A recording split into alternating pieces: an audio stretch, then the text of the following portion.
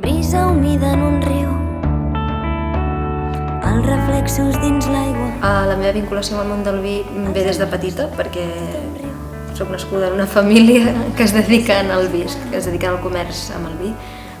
Des del 1934 ja s'hi dedicaven i el que avui ara és una botiga de vins, doncs abans era el meu besavi que anava als pagesos a comprar vi i els anava a vendre aquest vi a Barcelona a les tavernes.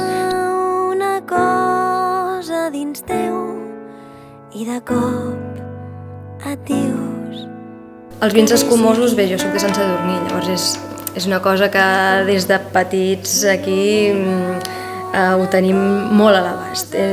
Qualsevol festa que hi ha, qualsevol moment de pa amb tomàquet s'acompanya d'un escumós. És una cosa que quan ho expliques a fora diuen, ostres, però no és per les postres o no és per... no ho guardeu pels dies especials, per Nadal, no. Sant Sadurní qualsevol dia és especial, doncs, per veure'n. A vegades també em passa que vas a prendre alguna cosa i dius, ostres, què m'agafo? Vi blanc, negre, rosat o una cervesa i llavors tens l'estrella, no? Que és l'escumós, que et permet doncs, tenir aquelles bombolletes també, no? Aquest punt especial, no?